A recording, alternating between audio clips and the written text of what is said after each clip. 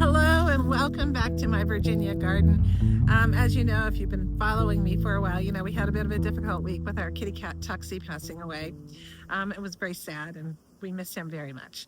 But today I want to go ahead and give you a November garden tour.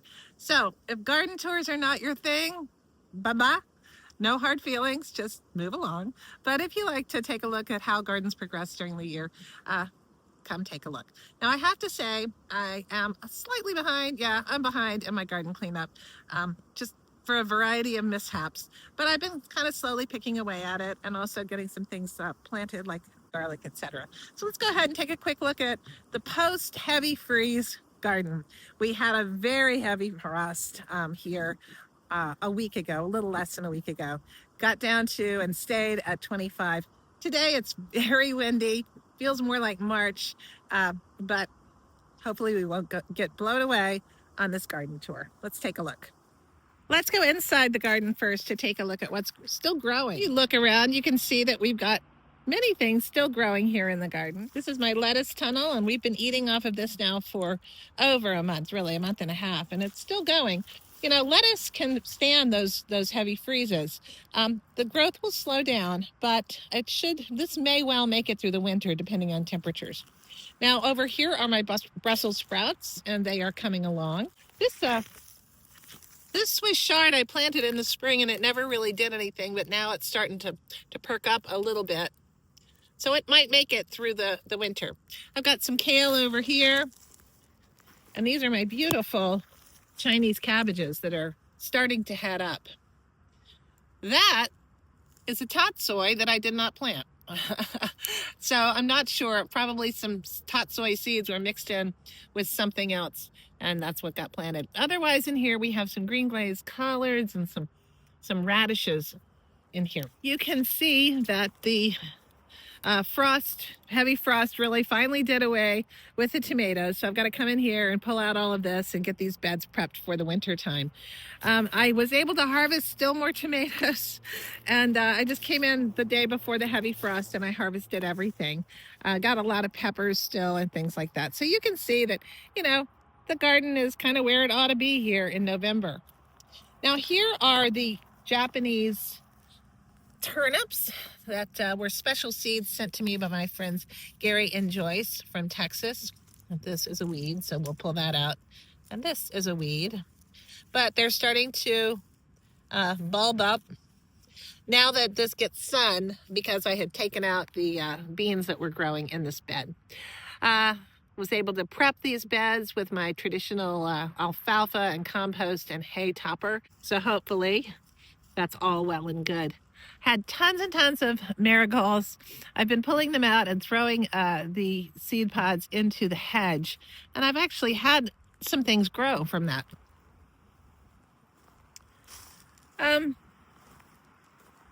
Over here, the lemon balm wasn't completely taken out, and this is the bed that I put the tulips in. I'm going to put some chicken wire down on top of that so that I can not have the squirrels and things come dig up those bulbs. Here is the bag planting of the Japanese turnips, and they are really quite tasty. And these are definitely ready to harvest. They're really sweet tasting. All right. So over here we have some, this is the one that the bunny got into a million times, but I have some radishes that I've been harvesting, and we've got some kale growing, more radishes, arugula, more kale, and these are cabbages that probably won't head up, but they came back from the bunny chomp. And over here we've got some Swiss chard that was planted in the spring, and we've got some Asian greens here and there. Over here I fully expect this spinach to winter over, and it'll perk up in the February time frame, and will be nice greens for early winter, for late winter. It'll be good greens for late winter. Let's go outside now. It's always kind of sad when you see your garden hit by frost, but it's been a fantastic garden. And so now I can come in and clean out all of this. I'll be prepping these beds in the next week. I picked a lot of hot chili peppers, spicy chili peppers. And yeah, it's all pretty much done as it ought to be this time of year. But aren't these blueberry bushes just the prettiest color? I love growing blueberry bushes, if for the blueberries, definitely, but also for the glorious foliage in the fall. It's real pretty. All right, so here is the area that I planted my shallots, and I planted some elephant garlic. I did a videos on that. And this is where I had pumpkins growing in the summer. Pulled all of that out, and I have planted a big, huge bed of garlic. So basically, I have 2 long beds of garlic, one in this garden and one down in my vineyard level garden. Everything here is pretty much done. These were pumpkins that didn't quite make it. My blackberry vines and things are, some of them are getting deer trimmed. I think I'm definitely going to have to fence this area in next year. This is my stock of old rotted hay. And I actually am building a compost pile right here at the end of the garden, and I'm going to surround it with new bales of hay to insulate it and help it compost down. So all in all, it was a great gardening year. I've been taking notes about what to do next year. And, now I've just got to get all this put away for the season, so it's ready to go in the spring. So that's it for the garden. Our November tour, a little bit shorter than the ones during the year because there's just not that much to see.